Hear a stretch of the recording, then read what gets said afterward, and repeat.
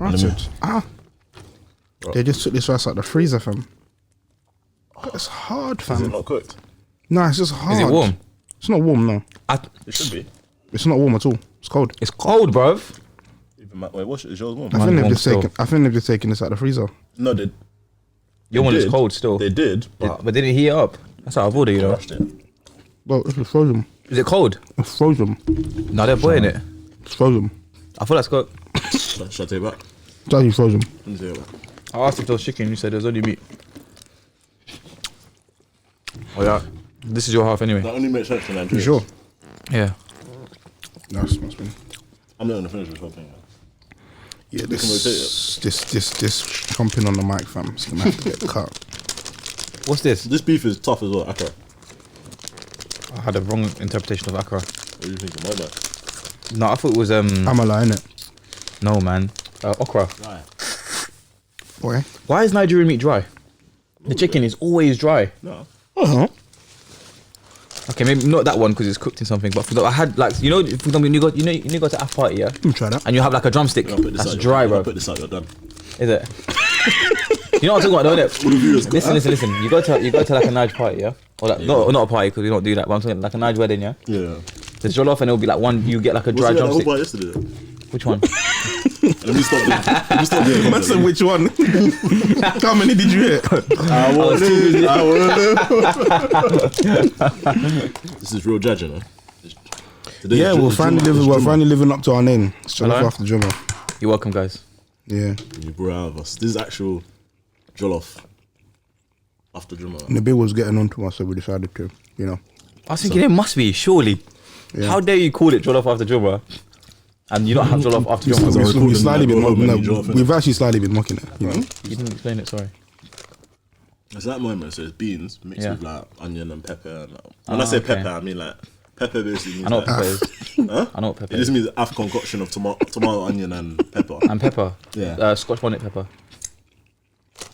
Bro, this guy... And pomegranate. Don't you're so funny. Ha ha. I know one bit of Moroccan food. Yeah, but the rest of it's not yours, that's why. Whose is it? Huh? Whose is it? Arabs, innit? The real ones. Take Ghanaians, bro. Allow it. No, I'm joking. You know, one time, I said Khalid, I violated Morocco in one class. Like, violated. As banter or just like... He done it like twice in a row. And I had to actually speak to him about after. I was like, I was dead. You know, we don't actually speak French. Like, he done it twice. He was like, oh yeah, you go to Morocco. And you say salam alaikum, and turn around, you say turn around and say back to you Sabah. I was like, well, no one does that. Like, they won't say salam, they won't say wa alaikum salam back to you. But obviously he's like, oh no, I'm just joking. Wait, is it France that colonized you then? Yeah, we've been colonized by France and Spain. I thought it was Spain, yeah. Yeah, both.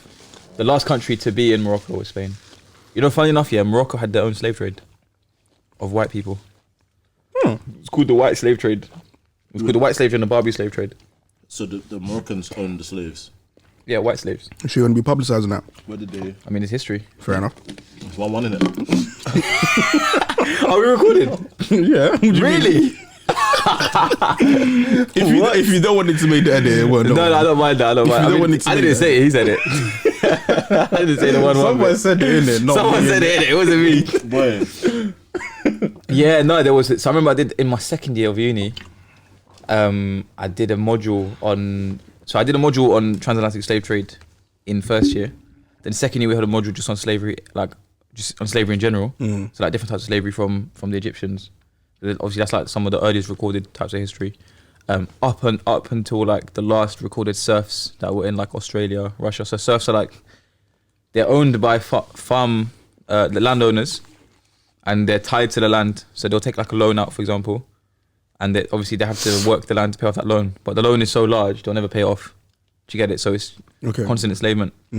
So yeah, I remember we got taught about the Barbary slave trade. Because I was wondering, okay, like, I thought, okay, of course Morocco has been enslaved. Like, it only makes sense. We're in Africa. And so I was like, I just said, I was like, okay, let me just do some research. And then I looked into the Barbary slave trade, which was interesting. And at the time, it was the Ottoman Empire. So we're talking about like 1700s, 1600s. So obviously the Ottomans at war with the Christian world. Everyone, yeah.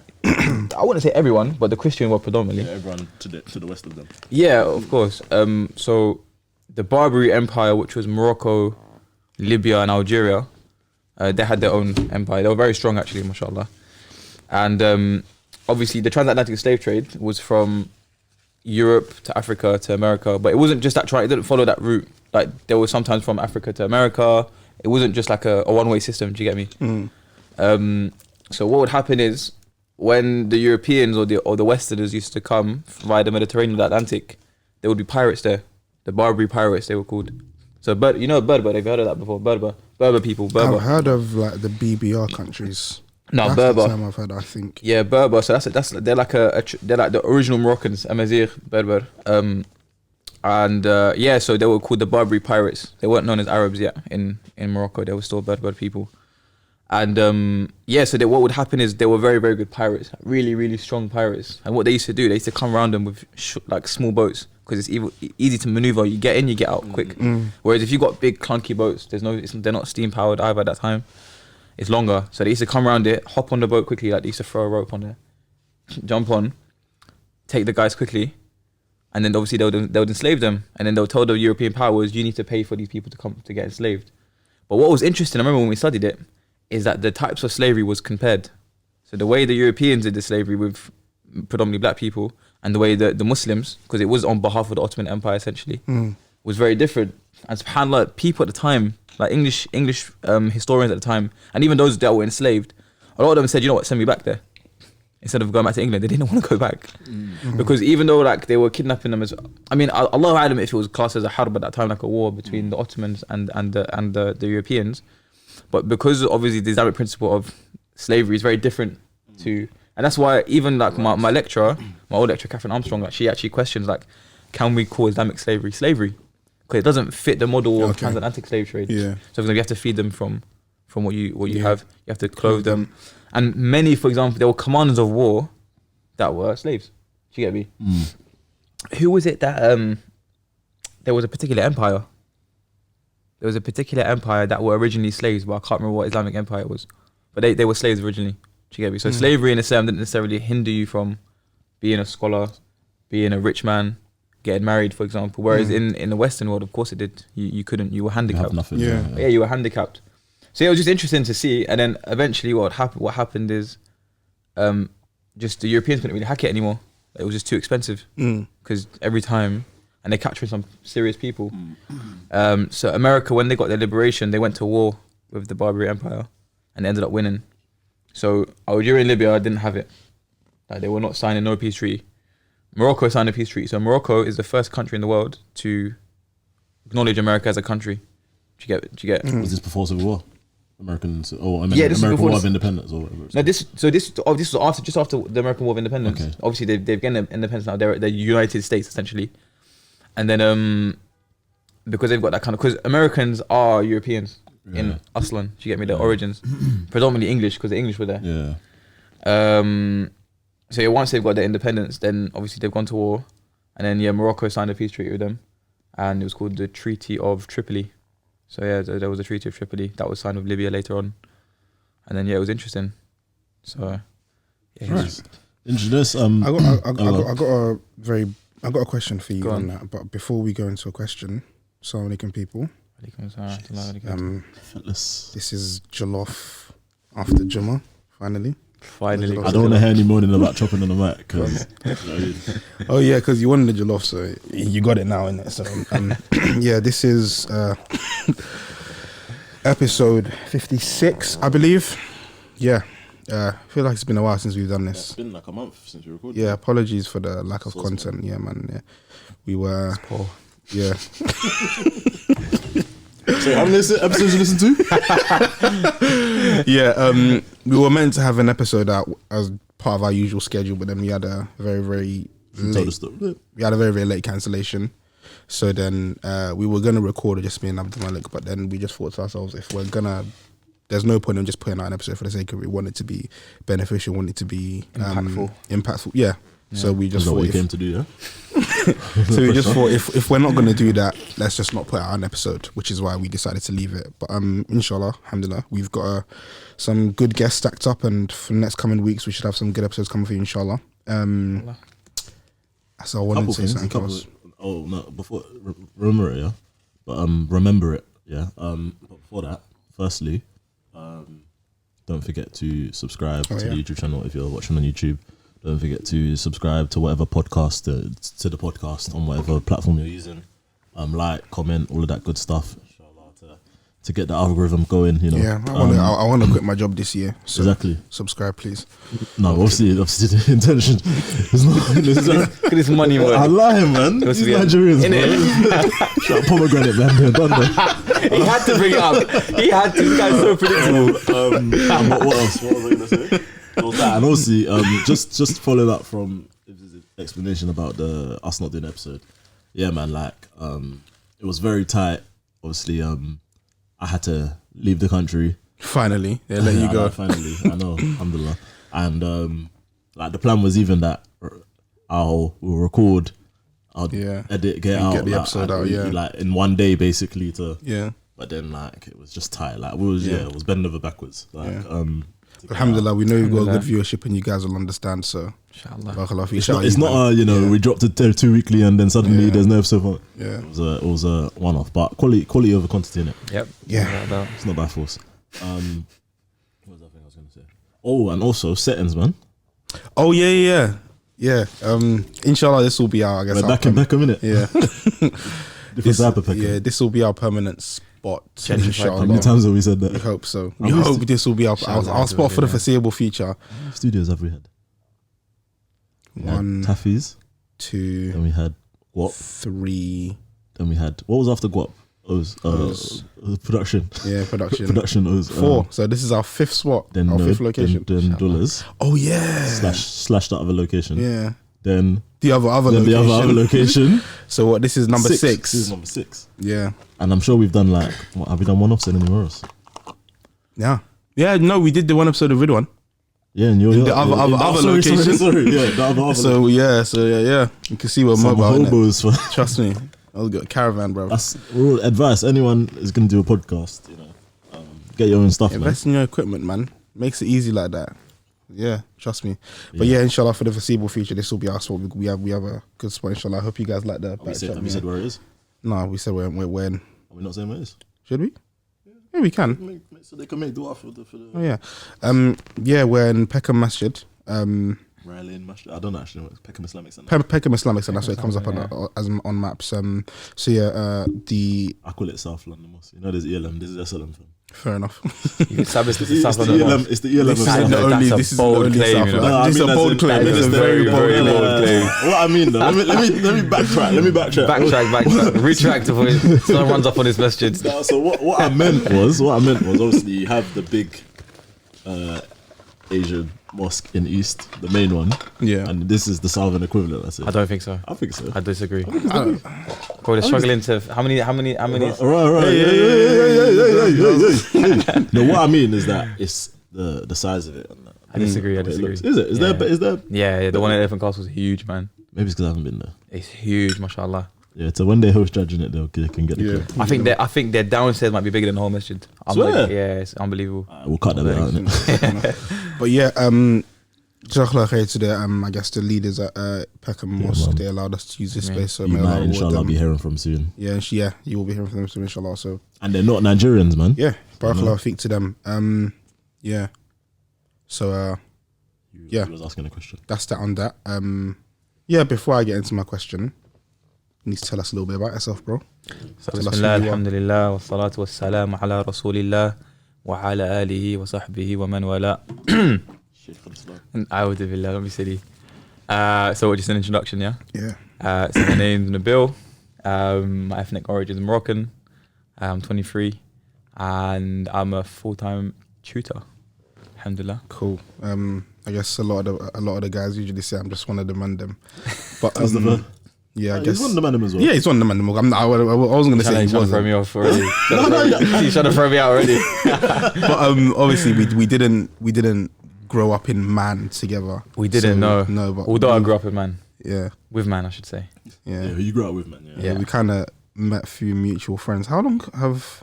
Obviously, I think you two have known each other a bit longer than I've known. Have we? I think it's. Do you know, I've kind of. I knew for 2 years, like not knowing that you was who you was. Yeah, of course. Oh, okay. Yeah. Just like seeing you about MC. Yeah.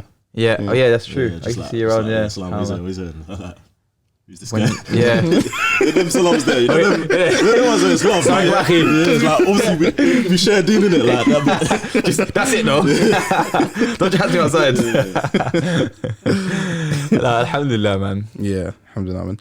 But yeah, I guess I'll ask you what my question was. Before that, I think we have to give them a bit of content, like, because obviously man's got credentials, as we saw with that dust that man just gave us. That historical lesson. This guy is silly. I was not like, obviously, man's not. Do you know what I mean? He's not a boy in this game, innit? Yeah. I'm a boy. I'm a kid. He's got credentials, innit? So obviously, why, like, you know, what's your USB on that? Sell yourself, innit?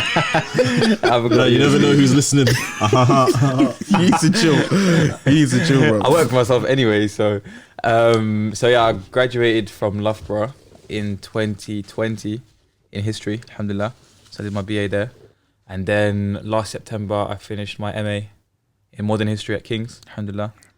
And I'm not going to talk too much about what's going to happen in the near future, but big things, inshallah. Inshallah. And looks like I'm going to go back to school again, man. Which, you know what, I never thought I would. I said after I finished that Masters, I did it full year, like it was full time. It was during COVID. I was broke. I remember, I used to go study. And obviously, this is a first world problem. Like, and I need to make that very clear, because although I'm saying I'm broke, obviously, in comparison to a lot of other countries, alhamdulillah, we're doing really well. But I remember I was like I didn't have peas for like to get takeaway, which is even again, that's a luxury when I'm saying it. But this is generally what people have at that kind of age. So I used to bring like, Indomie. I used to make it at home. And then I used to bring like, like sardines and then salads. Yeah. And that was like my day meal sorted. I used to have breakfast at home. And I remember I used to just calculate. And again, some people are thinking, yeah, okay, it's not that deep. It isn't. But it was for me, do you get me? It was deep, do you get me? Like, you had literally monitoring every single like 50p that you're spending. It's not easy, man. It wasn't easy, but it was a blessing, because when you're studying, like, it is a form of seeking knowledge. And I did my Masters full time. And I was balancing other things, like I did my teaching qualification that time period. I was doing many other things, like other things, alhamdulillah. Yeah, it wasn't easy, but I think having sort of that faqr, that kind of decrease in wealth, it allows you to focus more on your studies and what you need to do. But interestingly, I don't want to do history again. Oh. Yeah, interestingly. Why? You know what, on my recent personal statement, I actually said, like, it was during my history MA that I realised very quickly I'm not a historian. As in, I could be if I wanted to. It's not my incapability. It's I don't want to do it. It's just not a passion of mine. And I mean, obviously going to King's, like even King's are very aware, they're very like sort of Eurocentric institute in terms of, and they say that openly, like they're very, what Eurocentric just means you put Europe in the centre of everything. So even the studies, like, so for example, I remember there was like a job going around like de-Eurocentricizing philosophy at King's. So because people tend to think, for example, philosophy, it's only Greek and Roman philosophers, whereas it's not. You've got philosophers from all around the world that have had actually a larger impact, but because we live in the Western world, we only hear of the likes of want to talk about Plato and Socrates. So I remember it was a stressful year. Like, I remember, like, during the week I'd have to go to the archives in Kew, and Kew's like, where's Kew? Uxbridge. And I'm from South East. Yes, it was far. It was like 2 hours to get there. And then you're in the. Is that the National Archive? Yeah. So National Archives. Yeah. So you're there, and it's a boring place, man. You're just there. You're just going through like, old manuscripts, like government doc. And I remember I used to go there sometimes, and I wouldn't find anything. So you've wasted money, wasted time, and I'm tired. So what are you going there for coursework and stuff like that? No. So when I did my dissertation, on what was the influence of African countries on US foreign policy in the Morocco-Polisario War. So, I mean, it's recently, it was interesting. It's a mouthful. It was a mouthful, yeah. I had to kind of make sure I don't stutter there. What's the Moroccan? So there was a war. So there was a war that took place. I think it was 75 to 91. So 1975 to 91. But it's kicked off again in the desert. So there's, the Western Sahara, literally just next to Morocco.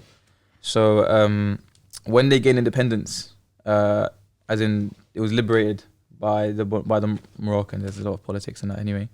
The Moroccans wanted the land, but there were already people living there who were Western Saharans. They're called Sahrawis. And they wanted it to be independent, and the Moroccans were like, well, we liberated it. So, and historically we've had a claim to that land, like it's ours, so we should have authority over it. And they were like, nah, we want our land and we don't want to be part of Morocco. So with heavy backing of Algeria, because Algeria was scared of Moroccan expansion. Not in terms of like, they were scared of Morocco militarily, they're just like, we don't want you, our neighbours, expanding. So a major influencer in that war was America. And what tends to get lost is the narrative of African countries in that time period, because everyone just thinks, okay, well, African countries just sat back and did nothing, and just let the Western powers do it, and it was far from the case.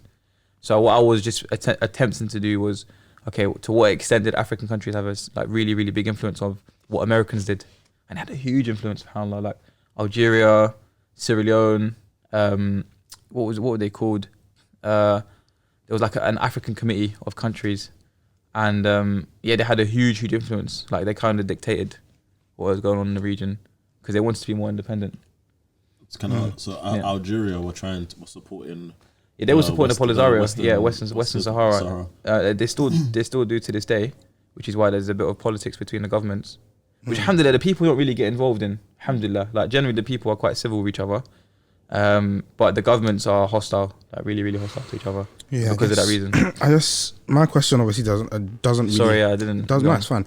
I guess it doesn't really have anything to do with your like what you studied basically. But I guess studying history and looking at things that are kind of close to your roots, like how does that kind of impact the way that you look at the world now?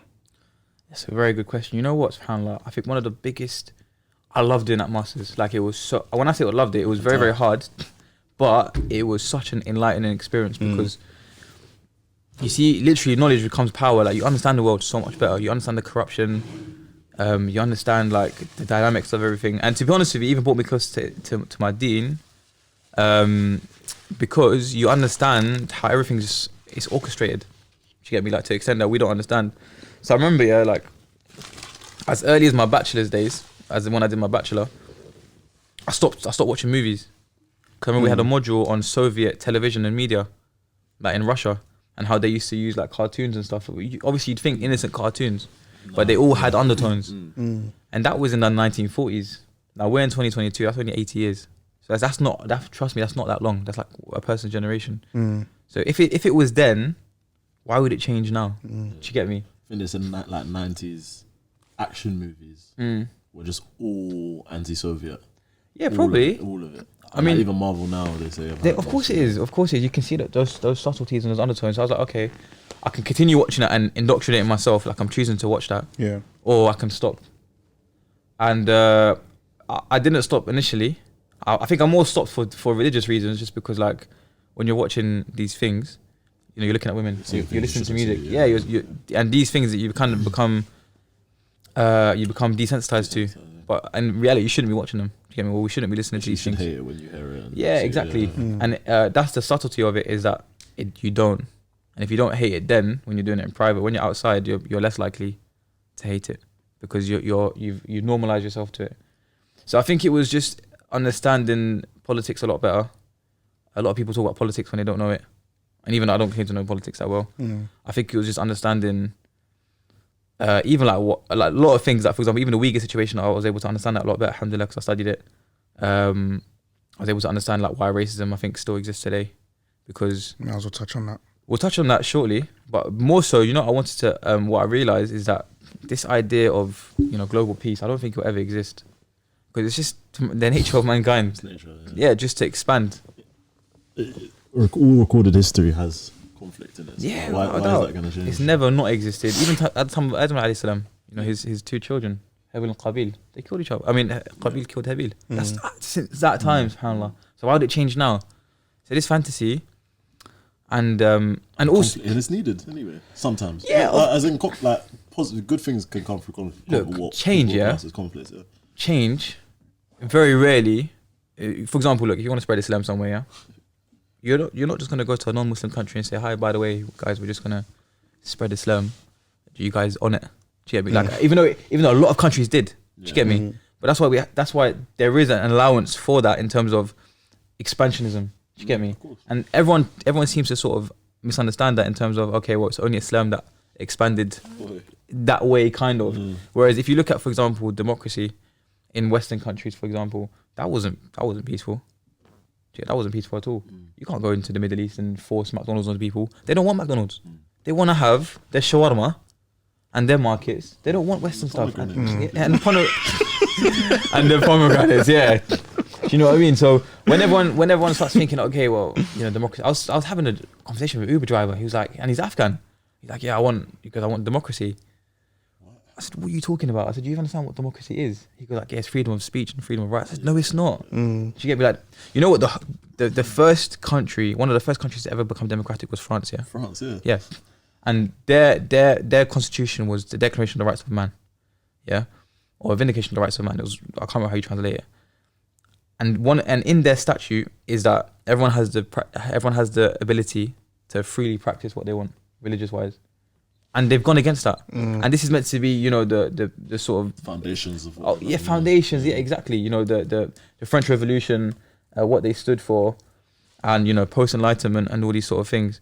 So it's just like, well, there must be some kind of truth, because all these ideologies, liberalism, communism, they are attempts to be objective. Does that make sense? They are trying to propagate some kind of truth. So it's not when people say to you, oh, there's no truth, but we want you to be democratic, you should be that. Or there's no truth, but everyone should be liberal. You're not trying to remove religion. You're trying to remove religion and replace it with something else. And ultimately, that is done systematically from the top down. Do you get me? And how do we know that? Because media is controlled. Aslan, education systems are controlled. Like I remember, like one of the biggest things. I remember I did an essay on Darwin, and I was just shocked. Like I remember I was just trying to like find criticisms of this guy, like in Western academia, and I was just shocked how difficult it was to find it. And alhamdulillah, I would say I'm quite a good researcher. And I was just shocked at how, and why I'm shocked, because he's a scientist. He must make loads of mistakes. Yeah, of course. But they were just trying to paint this picture of this man being infallible. And it was a joke. And I was just like, that's when I realized, okay, academia isn't as unbiased as they paint it as it is. SubhanAllah.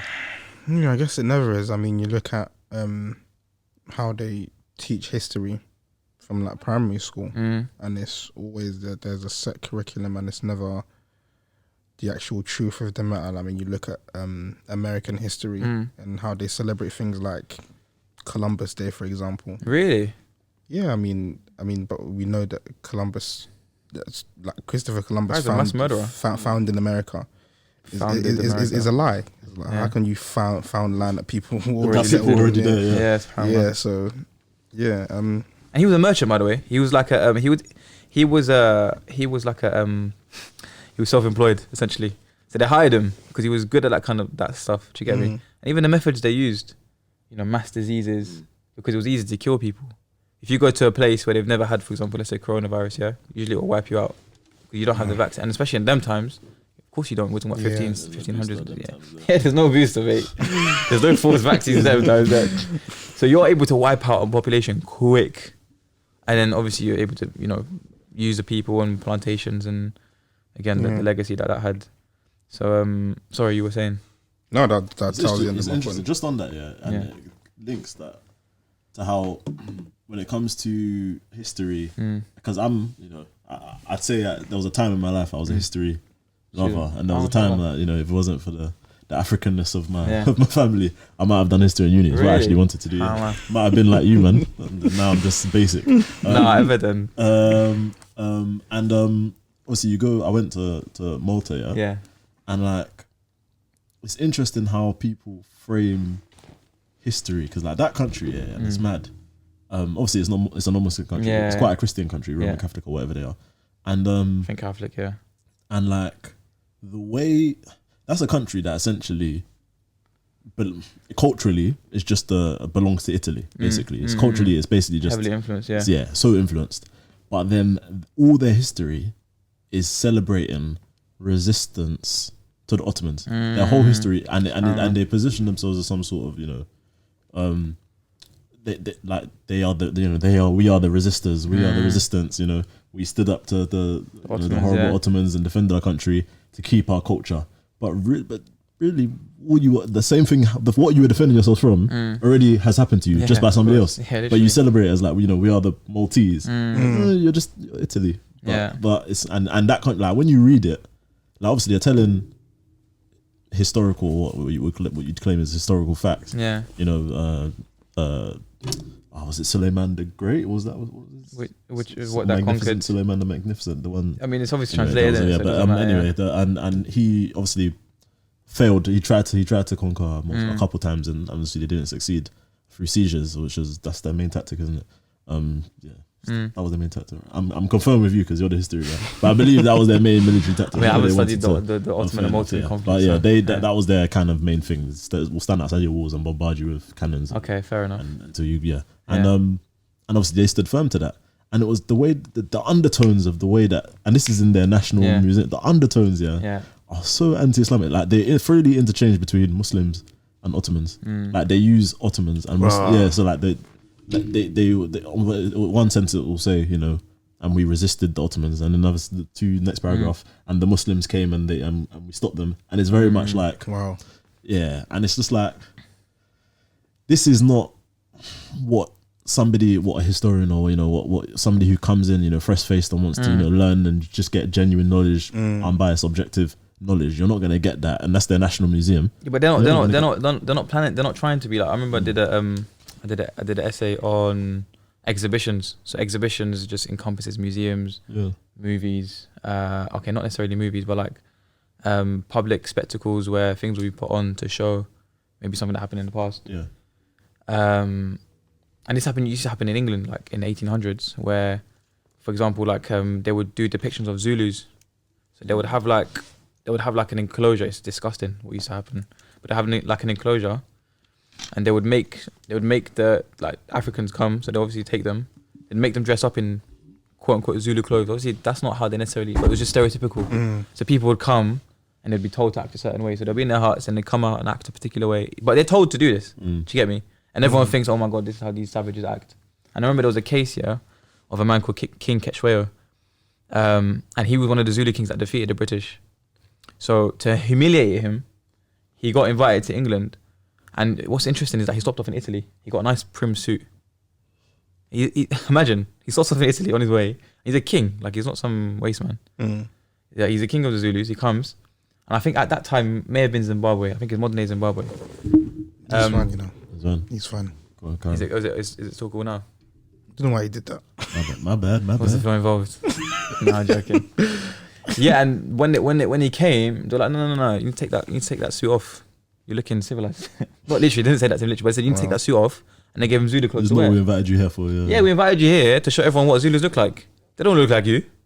They don't look like you with suits from Italy, tailor-made, expensive. No, brother, take that off. And they made him dress up. Do you get me? And these kind of museums and exhibitions, it's there to portray a narrative. So then we're looking at, okay, well, what's the role of a museum? And obviously, if it's public, it depends on who's funding it. For example, is it a private exhibition? Okay, if it's private, again, history is written by who's got money or power. So if it's private museums. Yeah, of course there are. Private collect. So for example, there's like there are museums of people who collect like planes, like war planes and stuff. Oh, okay. They have their own exhibitions. Okay, cool. Yeah, no, that makes sense. Yeah. So, but yeah, obviously, again, those I don't know about the British Museum, but most museums are not there to be objective. They carry a nationalist sentiment in terms of they want to promote the best of their country. Do you get me? You'll find that in Muslim world. Do you get me? Of somebody else's country. Yeah, exactly, and obviously claim it's there. So, history is that's why even a lot of people use that word objective, without knowing what it means. Do you get me? Everyone's like, okay, like Nabil, what's your objective standpoint? I'm like, bro, I'm a human being. I'm Muslim. You know, I'm not perfect. Do you get me? I have emotions also. Yeah. What do you mean objective standpoint? How does that even exist? Do you get me? Like I remember looking at Darwin, and like one of the criticisms of Darwin was that he done a lot of his experiments on his family and his dog. So he's got a book called he was exploring the emotions in man and animals. That's just the title paraphrased. So it was kind of like a psychology book. And he was just looking at, okay, well, how do people respond to certain things? And what he did to show like hysteria, he got a woman from a mental hospital, and like she had like very like frizzy hair, and he said, oh yeah, this is one of the symptoms of hysteria, like they get frizzy hair and they look really wild. Now again today, that's actually quite offensive. Like some psychologists were quoting it, and it's on a website called PubMed, and they produced an article. You know about PubMed, yeah? And you know that's how mad it is. I'm a historian. PubMed is for like the STEM sides. Why am I having to use PubMed? Because I couldn't find anything. Yeah. Do you get me? That's my type of. Yeah, that's your field. Like, you should be doing that. But yeah, so they'll just show him because his sort of scope of research sometimes is very poor, and even the fact that you're doing experiments on your family, you love your family. You can't choose when you love your family when you don't. Do you know what I mean? It's either you love them or you don't. Do you get me? Unless they've obviously violated you. That will get laughed out of any your abstract. No, obviously now people are questioning that. People are like, okay, well, how objective could he have been if he's performing experiments on his dog and his family? Do you know what I mean? Because you have a sentiment towards your family. We're human beings. We don't have that choice. Do you know what I mean? You love your wife whether you like it or not. You don't just say, oh, she annoys me. Let me turn off the switch. I don't love you today. Get out. And by the way, I need you now. Like, it doesn't work like that. Do you get me? So that even that idea of objectivity, people just need to forget it, man. So stop asking man questions, basically. Innit? Done. Allah. Did I answer the question or did I divert? I can't even remember my question. What was the question? I diverted so much, man. Probably. Should we go back? Should we take it back a bit to the whole kind of uni, because obviously, you know, we didn't bring you just to give us history lesson, even though it's what I expected. Because obviously, you could. It's mad. You said before I carry on. You said the passion's not there, but I think the passion's obviously there. It's there. Yeah? I feel like it is. Yeah. No, you're resisting it. I teach it. Yeah. No, I teach it, but listen, there's a passion for it in terms of, but studying it at a high level is not enjoyable. Do you get me? Like, you need to. I was actually gonna ask you, like, do you enjoy like studying? Like, no, I love it. Not but history in general. Like, do you enjoy like learning about history? No, I love studying history also, but then when you've got to write high level essay on it, fair enough. Do you get me? Like, it's not fun, and obviously when you can't just go on YouTube and watch a video. You have to use credible sources that are in date. Do you get me? That are actually propagating something that's useful towards your piece of work. And you can't just write a normal type. It needs to be very good. It's hard to sift. That's the difference between history and science. Obviously, I did both. Like in history, well, in science you can use an index often. You know, you can use a contents to get specifically to find the information you need. With history, a lot of the time it was a lot more sifting, trying to find that. So and especially during COVID, that was respect to all the people who graduated during, because it was not easy. Do you get me? Like, especially the masters, because I felt very lonely. Like I had Abdurrahman, who was in the same uni as me, so we used to link up a lot. But again, he'd have, for example, some of the practicals. So it's a very, very lonely experience, especially in that time, because I didn't know anyone on my course. I didn't want to know anyone on my course. They weren't my type of people. And I remember even like at one point, like the second semester, we had a module. The first time I go in there's people talking about their grandkids, students. They were just bored guys. Their careers are taking a halt, so they're like, okay, I'm just gonna do a master's for Bants. With their £1 million houses in the background. Yeah, like, it was nuts. Nice. Yeah, it was, so I think I was like the youngest in the Indomie and sardine in the bag. Even having lobster and caviar. Do you want to come? Wait, it's not halal. Yeah. So, but yeah, you said about the uni, like, so obviously, so there's Loughborough, which is obviously queer. Yeah, just outside Leicester. I'm assuming. I did live there. And there's King. So if we focus on that.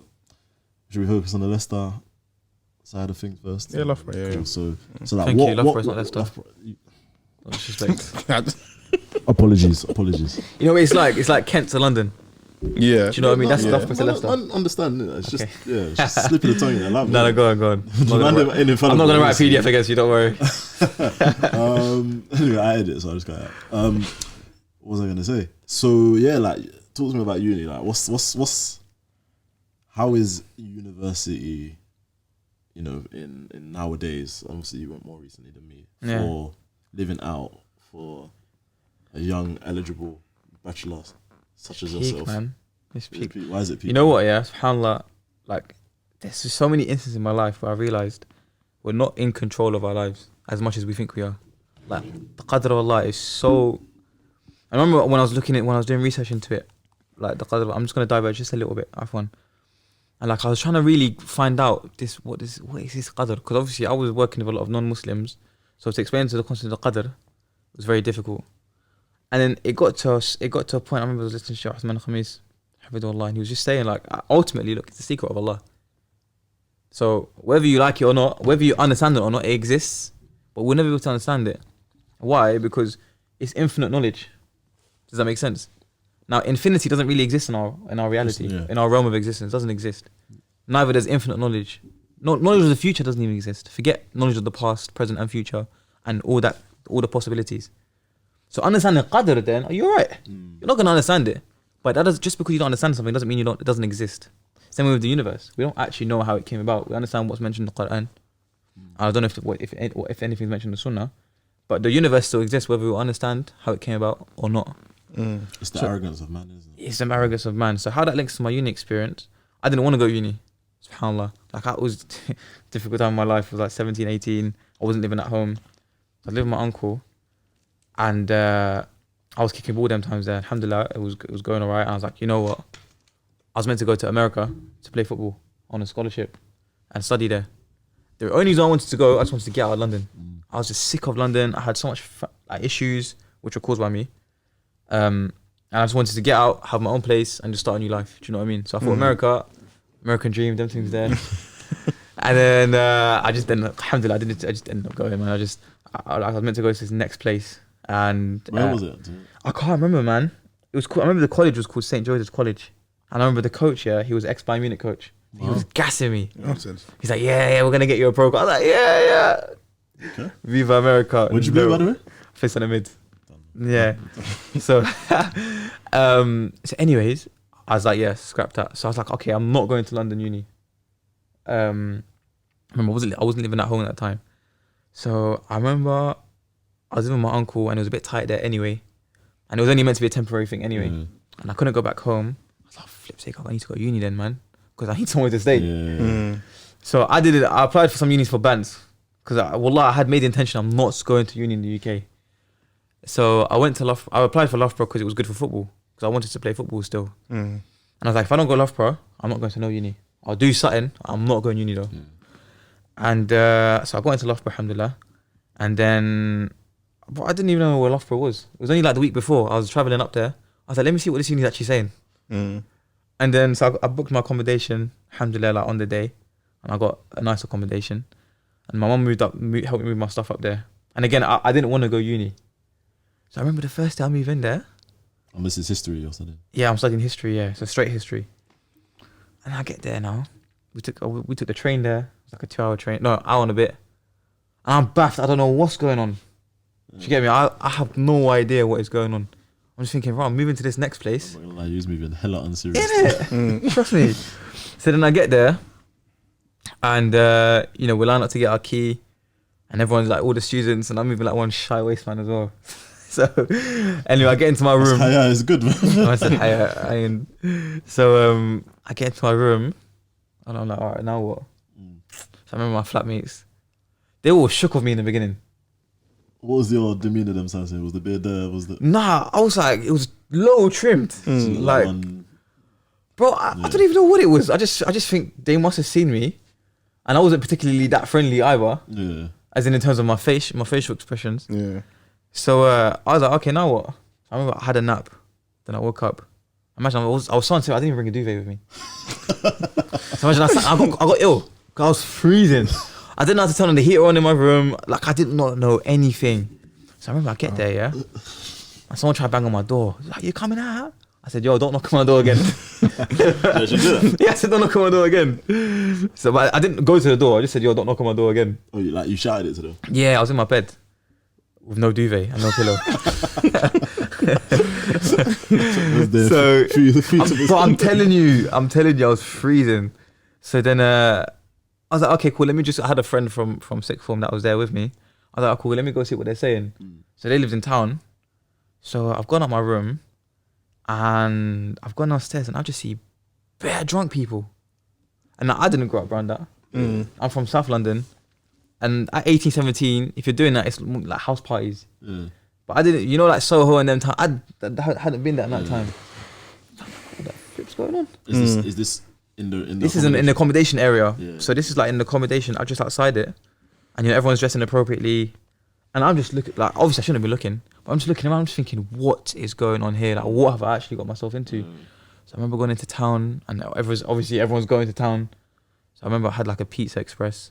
I come out, and then one guy came up to me, he's like, yo, where you from? I said, bro, do I know you? He's like, oh, what, you from London, yeah? I said, bro, I don't know you. He goes, oh, no, I'm from London as well. I was like, oh, okay, cool, say no more. And I met a group of them. You know that's uni. So that's like first week of uni. Yeah, that is a summary of like literally. That's a summary. That's from you. If I saw my man in the Gucci belt, I'm thinking in my head, you're definitely from London. He's wearing like this, boy. Uncovered it by force. Bomber jacket. By force.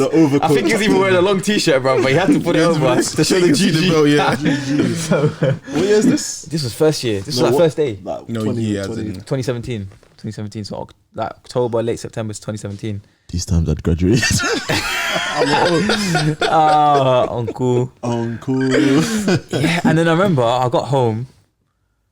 I got back to my room. I was like, I'm coming back to London. I was like, I can't hack this. Do you get me? And then, alhamdulillah, it just went on from there. Like I got involved in the ISOC quite early, so I became ISOC president in my first year actually. SubhanAllah. And I didn't want to be. No, this guy's a joker.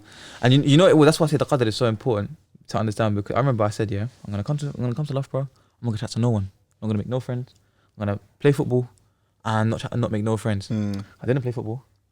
I made too many friends because I became ISOC president. And I said I didn't want to become any societies. Well, that was probably the biggest society on campus, ISOC. And yeah, alhamdulillah, it was a good experience. Like you know, ISOC was very difficult because we had to really, really radically change it from what it was. And moving a bit loose before. I wouldn't say that. It was just, there were some efforts which I mean, obviously there were mistakes made by the previous committee, but obviously, like, looking back in hindsight, you know, they had tried what they could. And yeah, I mean, it's not easy at all. It's not easy at all. And the Loughborough Muslim crowd is a tough crowd. Do you know what I mean? Because you're going to Loughborough, you're not going there for Deen, trust me, mate.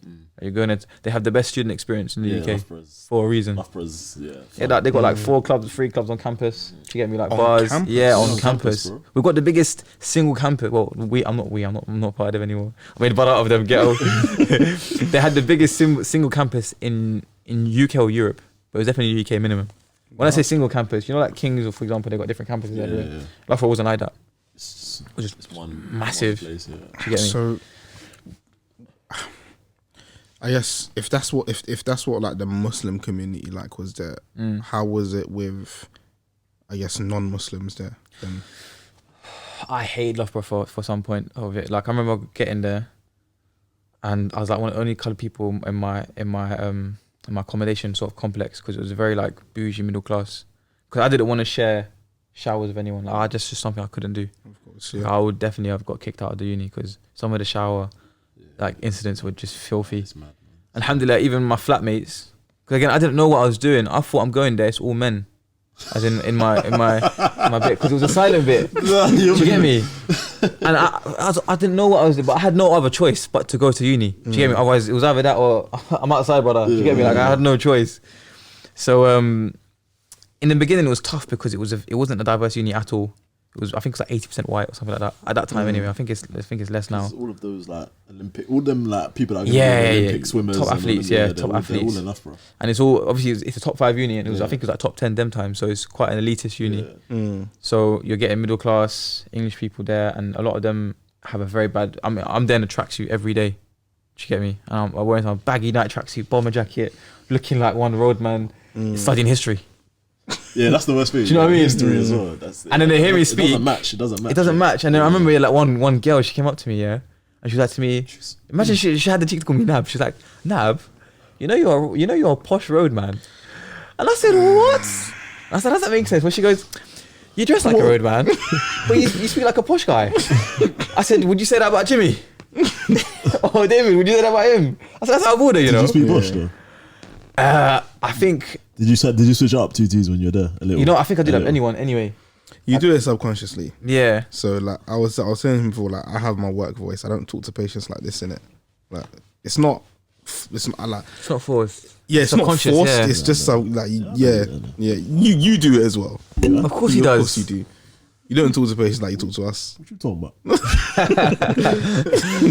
Yeah, that was a weird experience. You know, being amongst people who are outside of London. Yeah. You know, you're seeing a different UK now. Yeah.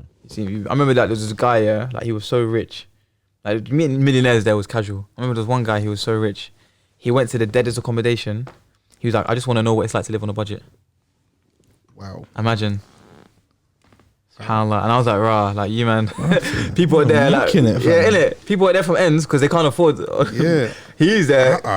Yeah. So So he's doing an experiment, you know. but it was a good experience because I got to see what the rest of the UK is like, which kind of put me off the UK actually afterwards for a bit. I was like, I want to get out of here. But at the same time, it also made me realise, like I got to understand Muslims a lot better as well, like the sort of inferiority complex that Muslims suffer from. You know, for that feeling the need to fit in, a lack of identity, a crisis of identity. I should say. Talk on that. Well, I remember I used to have like obviously the Muslims there were predominantly Asian, predominantly Pakistani, not a lot of Bengalis, predominantly Pakistani, even though the locality was Bengali, but most of the locality branched out. And I remember like, especially in first year, like me, I had a lot of pride. I think I still got a lot of pride. May Allah rectify me. And one thing I can never do is suck up to people. Do you get me? So I can never suck up to these people particularly because they're not the same religion as me. Probably like behind my back, they don't like my religion. Yeah. They drink, they do immoral acts, so that just wasn't me. But I was still civil with them, like I was cool with them in terms of like from a distance. But there were a lot of Muslims who felt the need to succumb to it. So they had to dress like them, they had to look like them, they had to go out on nights out with them. Like I remember, subhanAllah, yeah, there was one brother, and he actually came. He lived in a. I'm not gonna say what country, but he came from a very, very damaged Middle Eastern country. And obviously for him, he's never seen something like that before. I remember he came up to me, and obviously like he seen me as the ISOC president, and I didn't want to be ISOC president, by the way. But I was like, if I'm talking about change, I didn't. No, it's good though. No president ever wants to be president. Yeah, wallah, I didn't though. I remember like when they told me. That's the point. Yeah, I didn't want to be. It was just me and two of my brothers, like me and my two of my close friends, and we were like, listen, we keep complaining about change. Let's actually do something about it. Do you know what I mean? Alhamdulillah, we were men, like, in terms of for our age, so we're like, burn it. Let's just do it and see what happens. And for me, it was also a good thing because I could see myself slipping in uni. So I was like, if I'm ISOC president, if I slip, there's no hiding. Do you get me? So I took that, alhamdulillah. And that doesn't mean I was ma'asum all of a sudden. I still had my mistakes, as everyone does. Do you get me? But it was, I definitely would have been maybe more chaotic if I wasn't.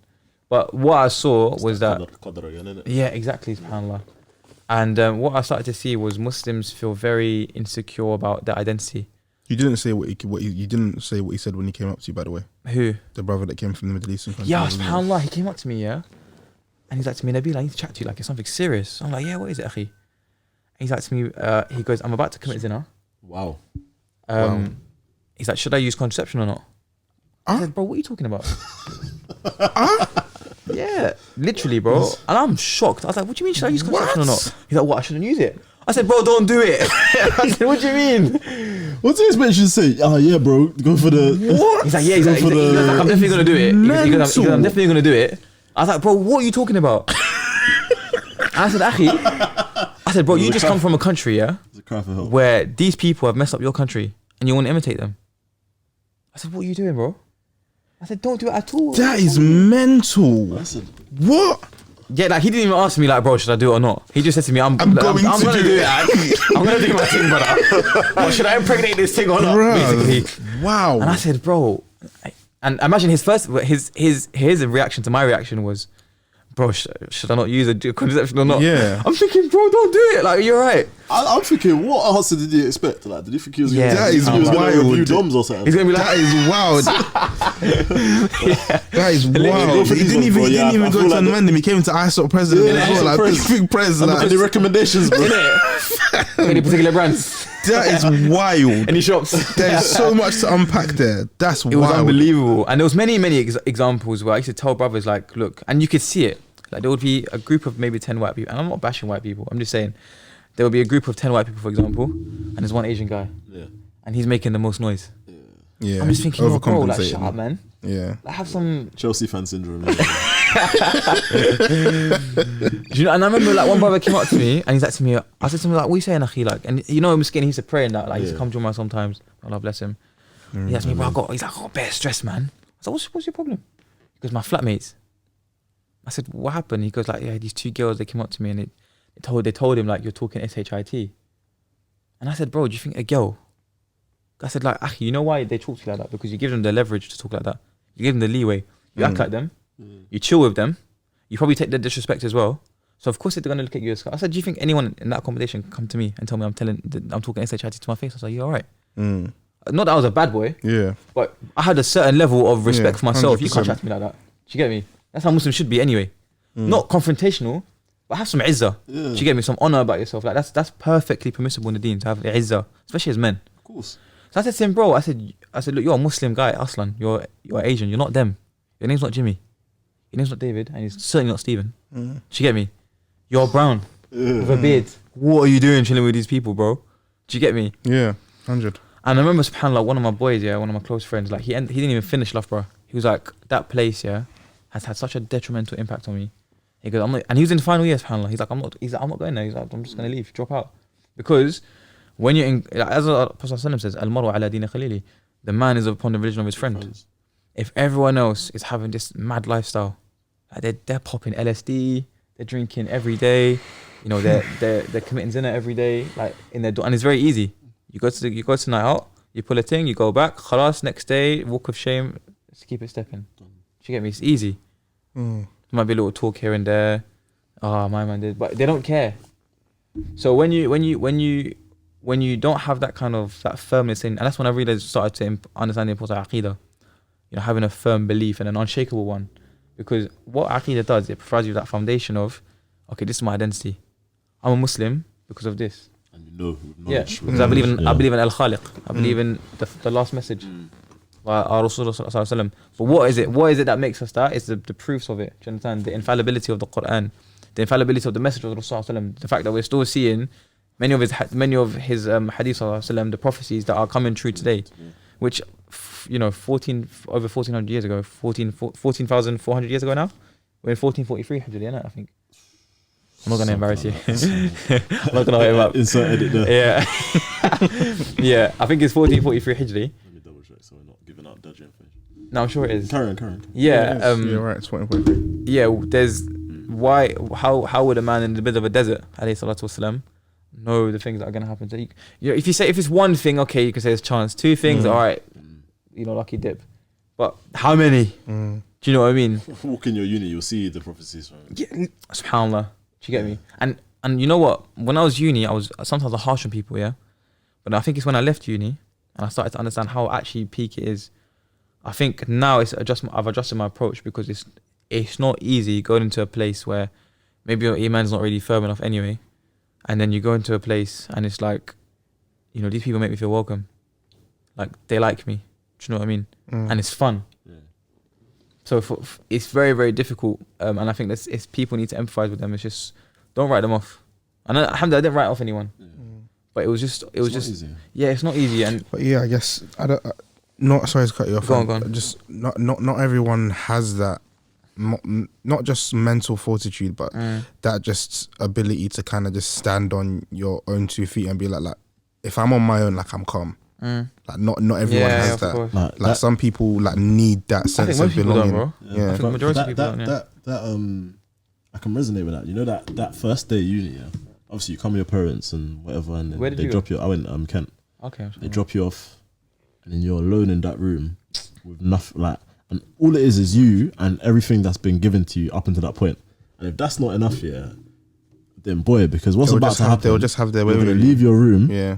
And then you're going to enter a world where literally fitna is raining on you, literally. And it's you're swimming in it. Forget raining. You're literally swimming in it. And there's no, like, you know, like, imagine you're on the pool and the railings, like, they're far away. Like, there's to not succumb. It's difficult. I hate my first year of uni. But a lot of people hate. A lot of you're saying, well, especially it's only when I moved off campus with my friends. That first is jarring, boy. And you find, alhamdulillah, a lot of people will find that community, but Yeah, you're yeah. not gonna get that straight away. You're not gonna get them brothers straight away. You're not gonna, and in the meantime, while you're getting there, you're at the mercy of a lot of nonsense, man. So that with uni, anyone that I know, any young brothers that I know, like especially if they're living out, that first 6 months or whatever, I don't advise people living out. Yeah, I don't know. I mean, I didn't. Yeah, stay at home. Your mom's cooking for you. I hated cooking, bro. Yeah.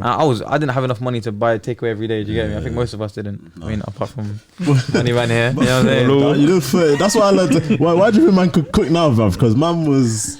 Yeah. I was making mountains out of molehills for them. Literally. Yeah. SubhanAllah. What's I guess for you guys that did live out then, what's your advice to any young Muslims going to uni? Don't do it. Don't do it. No, First advice. fair enough, but for those that do, Do you know? Fair enough, for those that don't. Before that, I would say like I've seen I know it's good. Like obviously, I started 2013 and compared to and you started 2017 But think of the man them that are joining now, like I feel like It's peak. cool. what I do feel like, Damn. what I do feel like you might need to chill. Let me in fact, I started uni 2015, and so it's not too long, and then but like the what was I even saying? I feel like alhamdulillah now I think a lot of brothers are better equipped and they're armed with a bit more. I don't know, man. I'm talking about my community and talking about like, people we know. I'd say because there's a few brothers close to age that have gone through it. But that, not saying that saves you. I'm just saying that it's. Yeah, just, man, you need to find a community of Muslims. ASAP. ASAP. And you know what it is. You need to find a community of Muslims. You need to find like your local masajid. Like that helped me out a lot. Like I started seeking knowledge when I was in uni. SubhanAllah. Like I met my first teacher. Allah bless him. And I just learned so much from him. I got involved in the local Islamic community, and despite all of this, I still had my shortcomings. Do you get me? SubhanAllah, and let me Allah subhanahu wa ta'ala rectify me for those. So, and that was all of that, despite having all of that. So I can't imagine what it would have been like for someone who didn't have all of that stuff. Do you know what I mean? I can say like in my uni, for example, like I don't in Kent like before 2015, like before our third year, whatever. I can't think, or if I think of all the brothers, if I asked any of them, is there anything you did, or was there a push, or did someone advise you, or did you think to do anything that was gonna uplift your man, seeking that type of thing? It wasn't, and it might have been due to maybe the course that we were doing or whatever, the type of thing. What did you study? Pharmacy. So most of the brothers there were mostly pharmacists as well. It just wasn't it wasn't a thing, and that's what I say. That's what I mean when I say I feel like a lot of the men them are better equipped nowadays because I see people bettering themselves in uni more so than falling off. Back in not more so than falling off, but more so than in my day. In my day, it was you're a Muslim and then you either fell off. I think so. But it's that culture, innit? I feel like the younger brothers nowadays are more. Do you know what I mean? They're more on it. I think there's more involvement from Tulab al-Ilm now. Yeah, exactly. But maybe that's London though, because outside London is finished, bro. Outside London, like Loughborough. Loughborough. Like my brother's from Blackburn. He says it's peak. It's peak, man. Like these places, because people are going to these places to drink. Do you get me? Including Muslims.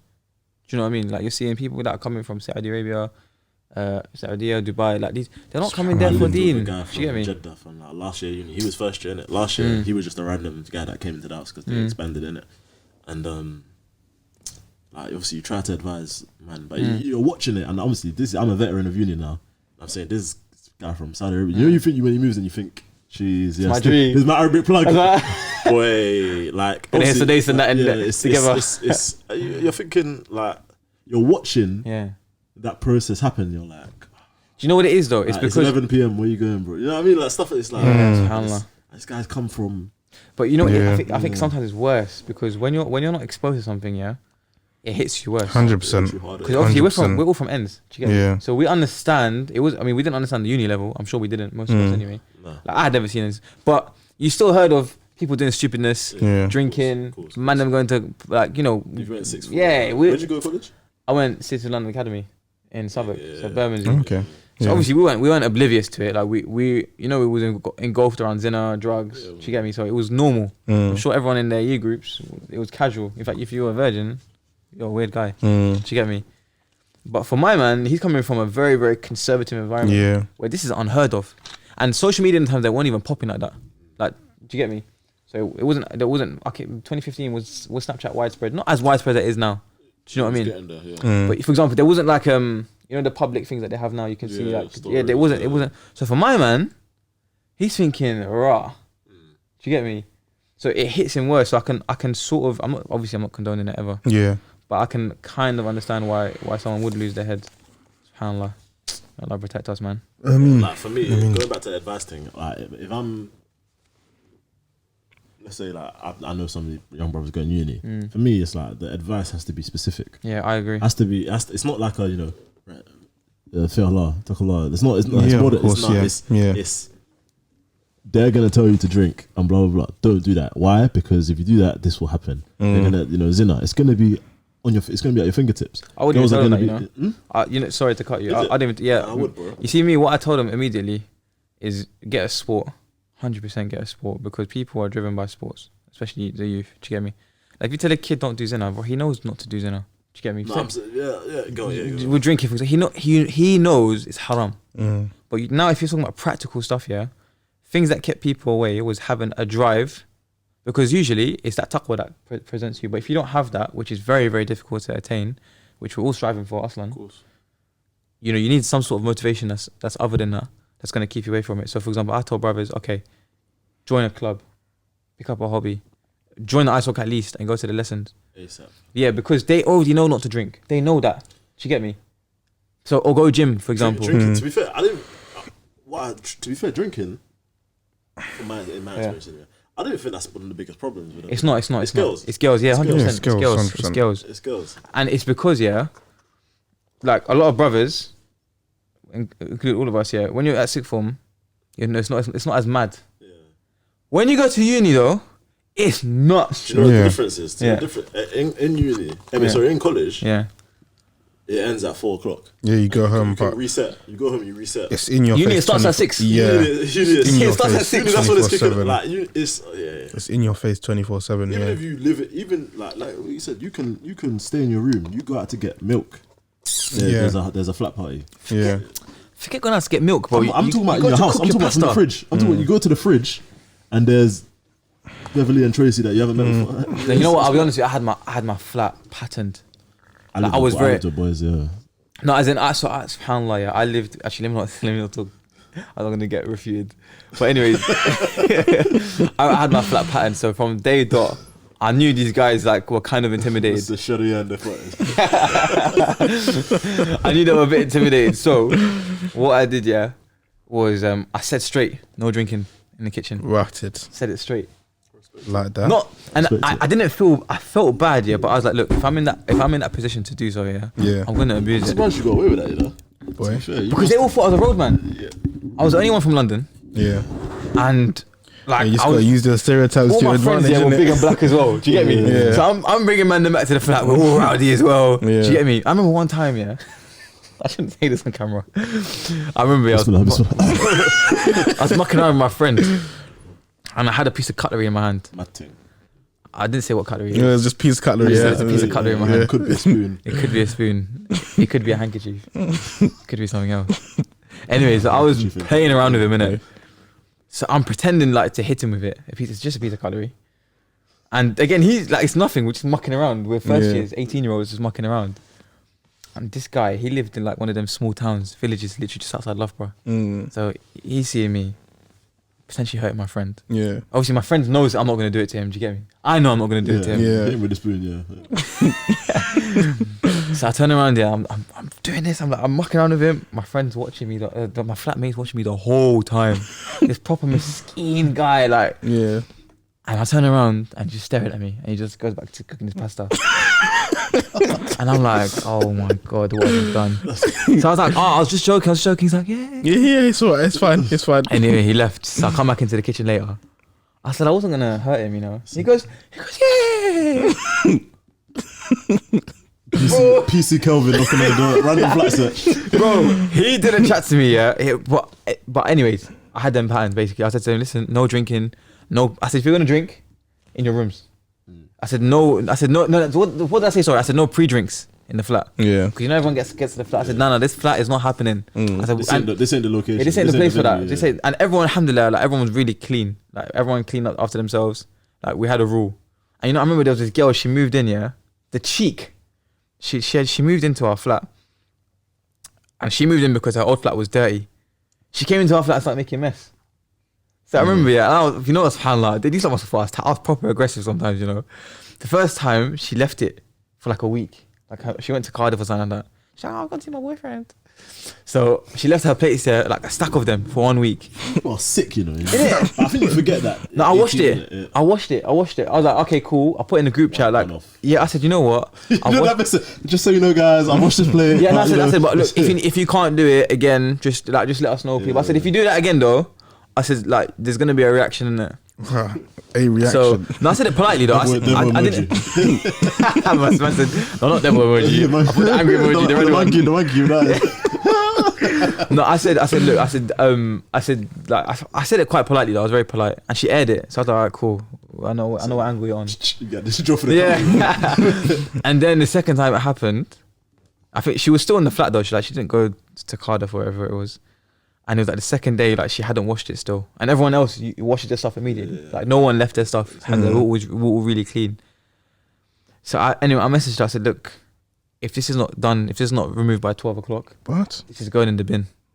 Like all your stuff is going in the bin. I think I said I'm either dashing out the window or I'm dashing it in the bin. One of them. I respect it. So 11:59, she comes in the kitchen. You're alright. I'm cooking my food. I was like, yeah. Anyway, I'm not in the mood anyway. As guys need to let that go. This pomegranate thing go, fam. I said Indomie and sardine. I swear I heard you say pomegranate. Something. Yeah, I heard you say pomegranate. Yeah, so she goes, she goes, I didn't like the way you spoke to me. I said, I'll be honest with you, I didn't speak to you in a rude way. And you left your place. Like you violated. You violated first. Yeah, I said you violated, innit? I said like everyone, I said you came here to be clean, innit?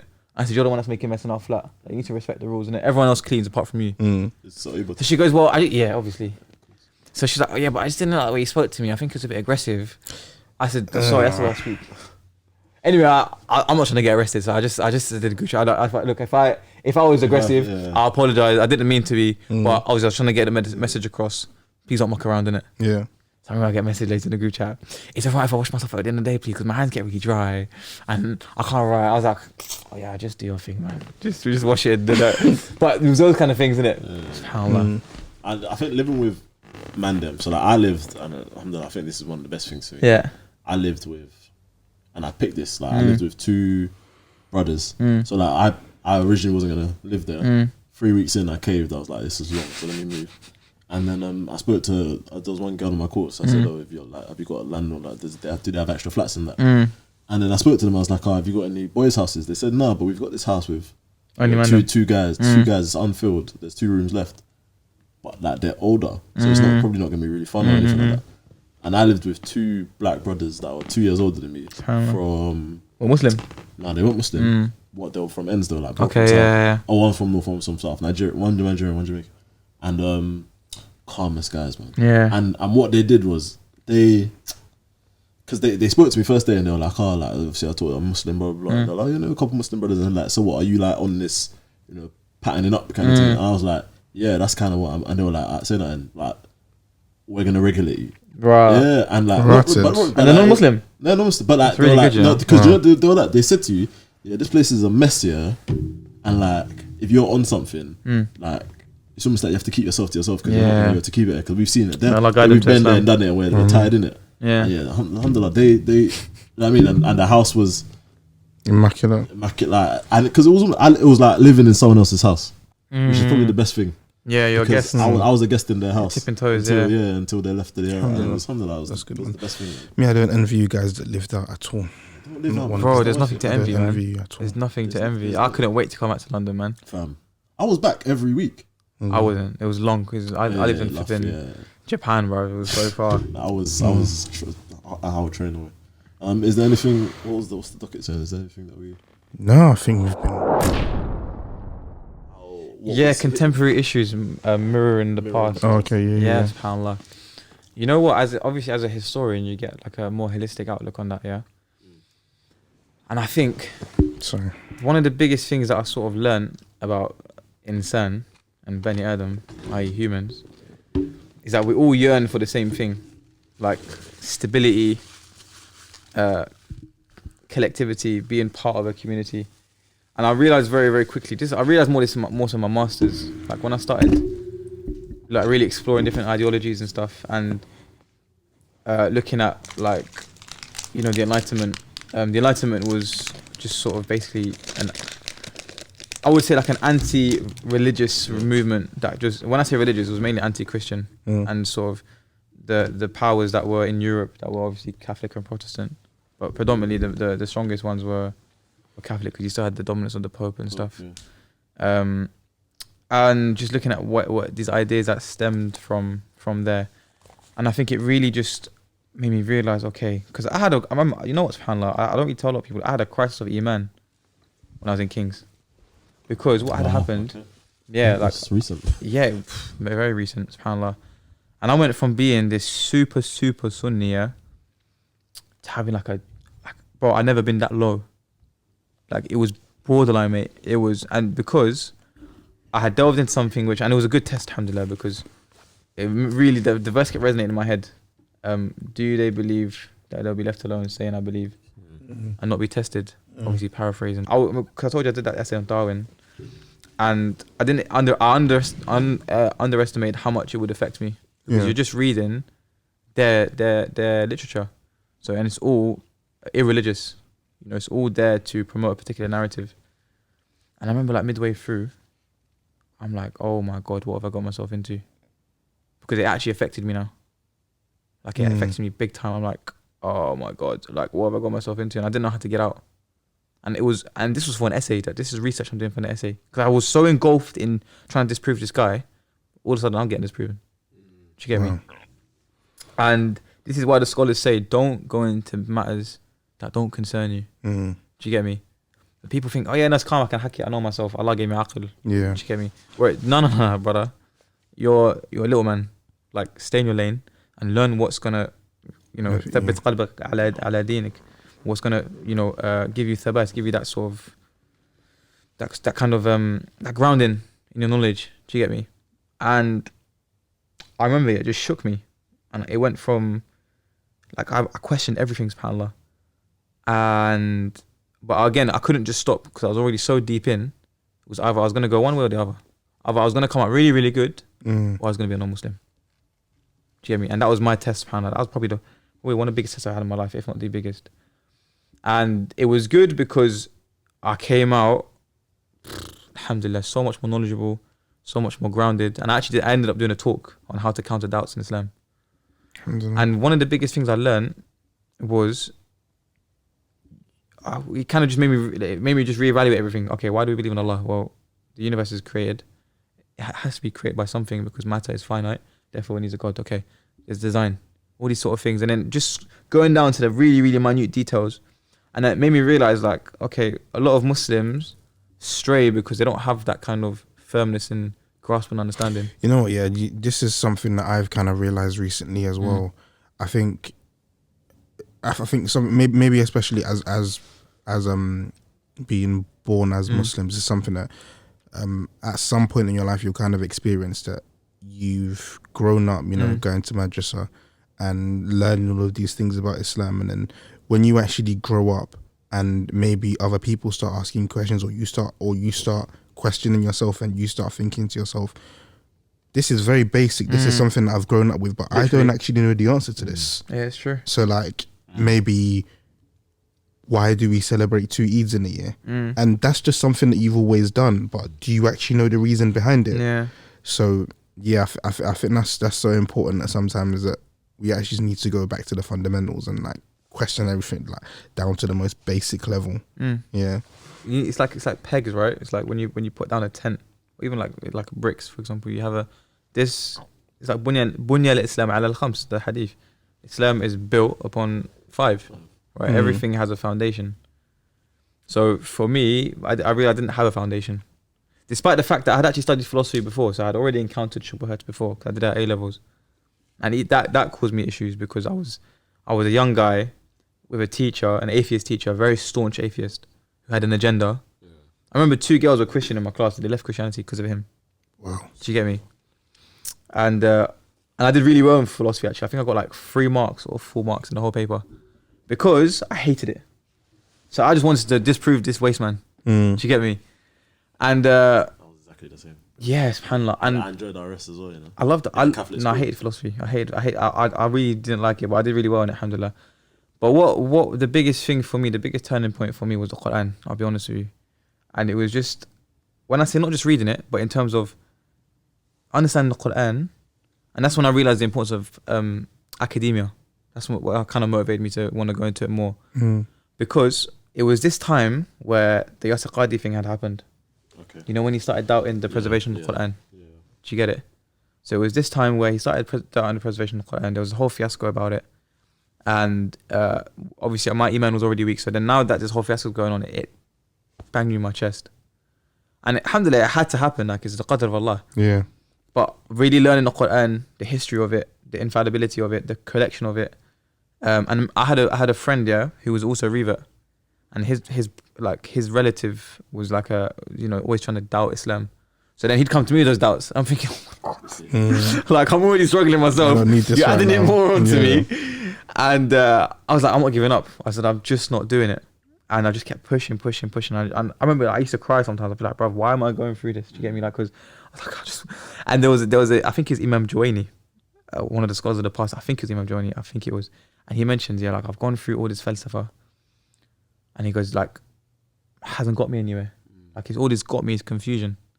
And he goes, now I've returned back to the aqeedah of the old women, the old ladies. What's that referring to? Just simple aqeedah. Simple. Do you get me?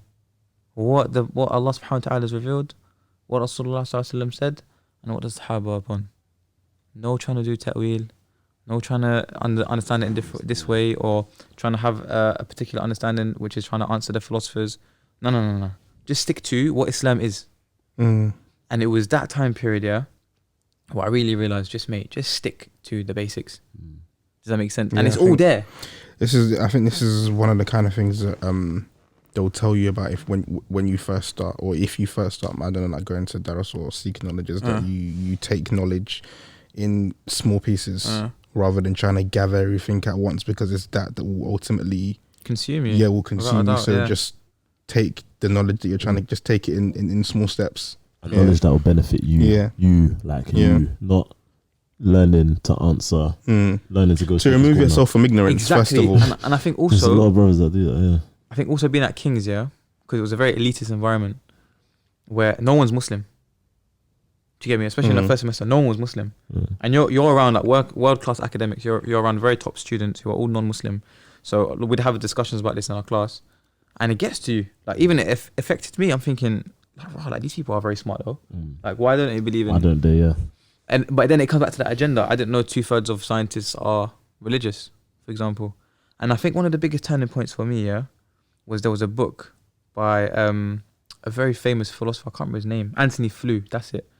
This guy was like the Sheikh al-Islam, not Sheikh al-Islam, Sheikh al-Mulhideen, yeah. He was like the biggest Sheikh for the atheists, yeah. And in 2004 or 2006, I can't remember, he wrote a book.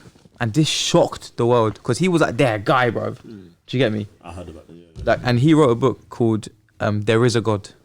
He spent his whole life trying to debunk religion and God. He was their guy. Then he turned around and wrote a book called There Is a God. And then he goes, how the world's biggest atheist changed his mind. And all the stories that he brought, all the things that he brought.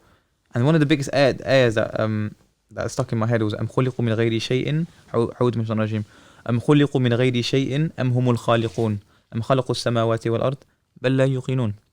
Were they created from أم خلقوا من غير شيء, were they created from nothing?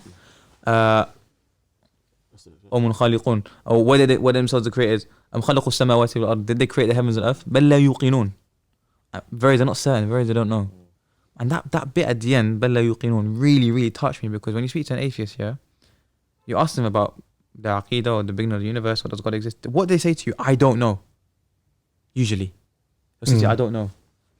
And that really, really touched me. The fact that Allah subhanahu wa ta'ala put that in there, بل لا يوقنون. And we know يوقنون comes from the word what? Yaqeen. Certainty. They don't have certainty, because they'll never have it. Unless you tread on what? Islam. And alhamdulillah, learning that science isn't objective. Okay, Nietzsche has a very, very good discussion on this, Friedrich Nietzsche, and he refutes Darwin for this. He goes like, okay, well, just because you're a scientist, well, doesn't mean that objective. Evidence is a scientist's interpretation of evidence. Okay, which generally the laymen follow. But you don't know if that scientist has interpreted it correctly. For example, why is he interpreted in a particular way?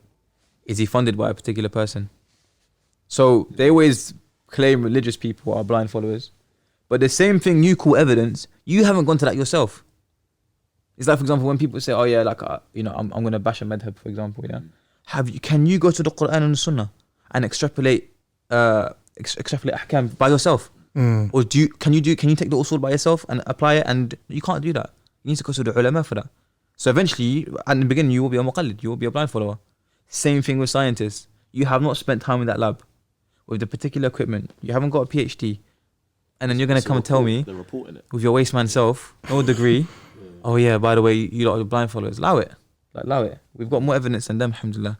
So it was going through that journey, really, really going through that journey. I realized, you know what? We need more Muslims. And there was a lot of Muslim reverts that were in academia, subhanAllah, who did fantastic works in the Quran, defending the preservation of the Quran. And may Allah reward them. Like, they've done fantastic works in the English language, which is really necessary. And we need more of it. Like, the preservation of the hadith is now being attacked by academics, which is unjustly done. But we need more guys upon the sunnah that are going to defend it. Inshallah. I waffle on bears, man. Sorry, brothers. It's not waffle, bro. It's not waffle. It's not waffle at all. I've spoken bears, man. You know the ones where I have nothing to... 100%, yeah, man. No, I like these kind of episodes. I respect it. No, we're not you lot. I mean... Man's going to get your pomegranates then. This guy. Leave him. What was... Smart. What was the even original... Contemporary issues mirroring... Oh yeah, Yes, contemporary yes, issues from the past. Do we still need to go into that now, bro? So it's based on what you were saying. The way it resonated with me is just in tests and trials, and the fact that, you know, obviously as Muslims we all know we're gonna be tested, and we're gonna be tested upon our level. Yeah. And it's something that, I mean, it's just, I was just thinking about, you know, obviously, you know, the whole Moroccan, the child of, I don't know his name, and things like that. You know? Oh, Miskin, Allah yarhamu, yeah. Yeah, you know, and obviously it's a time, it's in life nowadays we're always hearing of, you know, tragedies, calamities, and you'll find that, alhamdulillah, a lot of people in those times, that's when they find themselves turning to Allah. Yeah. But a lot of people, unfortunately, like you mentioned, you know, with the trials and tribulations you have, for a lot of people, those type of issues can lead them to turning away from Islam. And I think there's a verse that we covered in class the other day, actually, which was وَلَنَبْلُوَنَّكُمْ بِشَيْءٍ مِّنَ الْخَوْفِ وَالْجُوعِ وَنَقْصٍ مِّنَ الْأَمْوَالِ وَالْأَنفُسِ وَالشَّمَرَاتِ وَبَشِّرِ الصَّابِرِينَ. And the meaning of that is that, and we will surely test you with something of fear and hunger and the loss of wealth and lives, and loss of wealth and lives and fruits, but give good tidings to the patient. And the next verse is a famous one, you know, and it's, you know, the those people that when a disaster strikes them, they say inna lillahi wa inna ilayhi raji'un.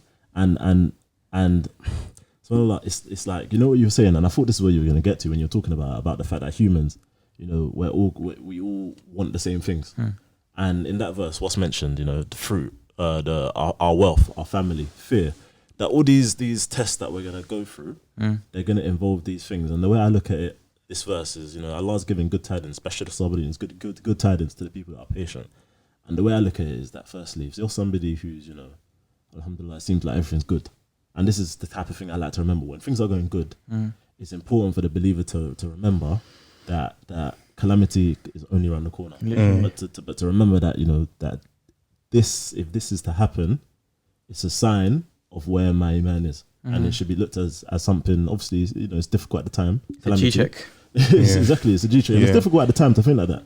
And that's the The reason why this verse is beautiful because you can look at it 3 ways. Like I said, before calamity strikes, during a calamity, what do we need to do as Muslims? We need to have sabr. We need to be patient, be steadfast. I think. Go on. I think just to add to that, literally that last point. I think one of the ways that you kind of know whether this is a test from Allah, whether it's actually a punishment, is your reaction to it.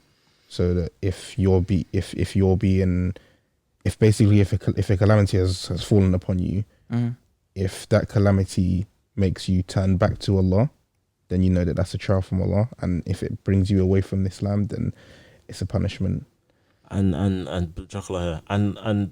just to conclude as well, and if you're somebody who is on the other side of a trial and tribulation, and through that you've managed to be steadfast, it's Allah's telling you, He's promising you good things are on its way, and the good things, obviously, inshallah, we pray for Jannah.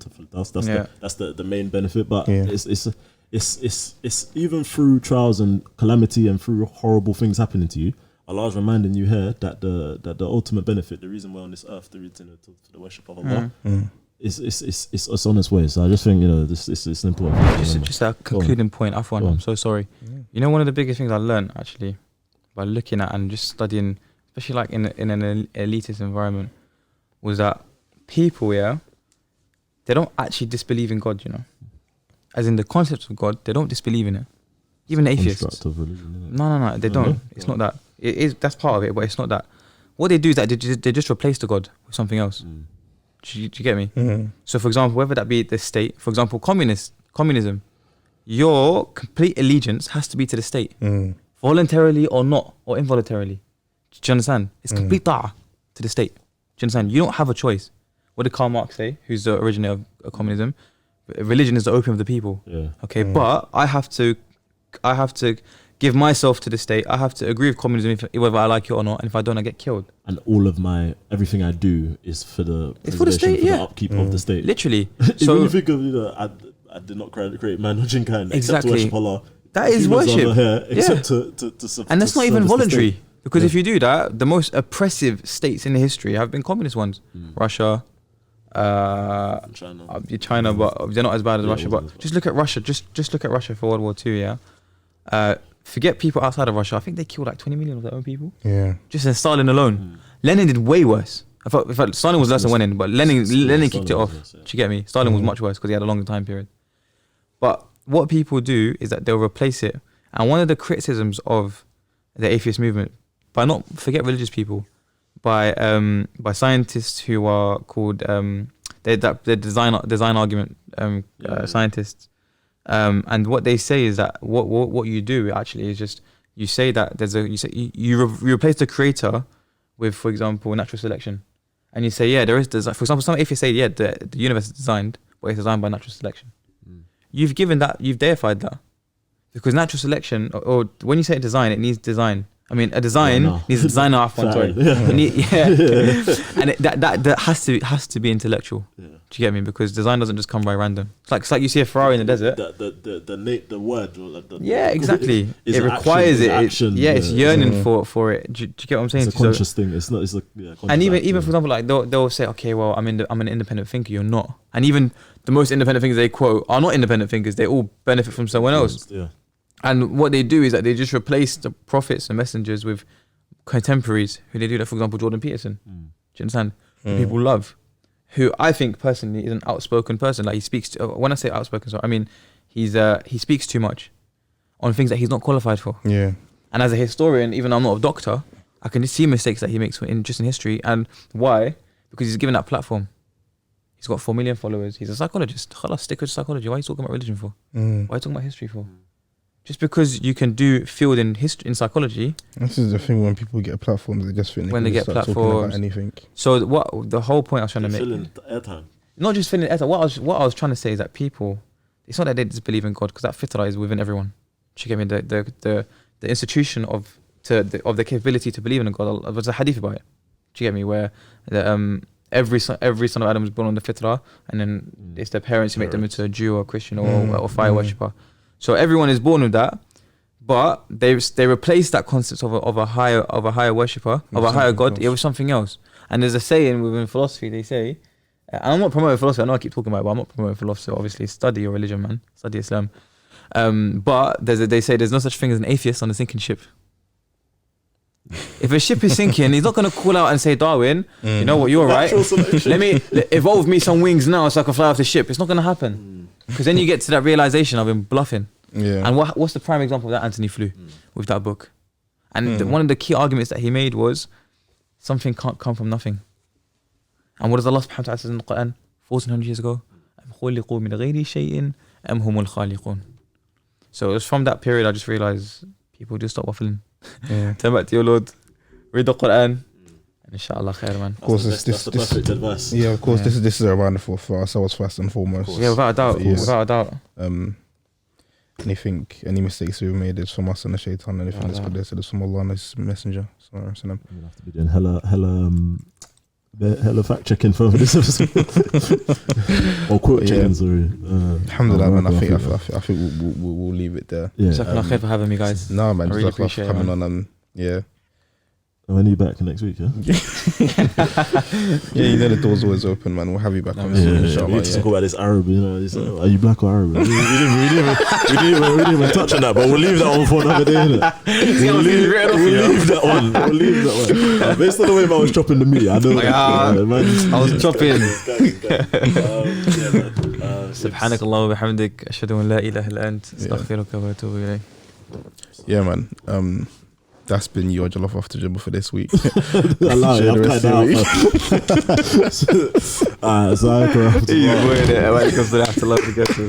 I was banging still.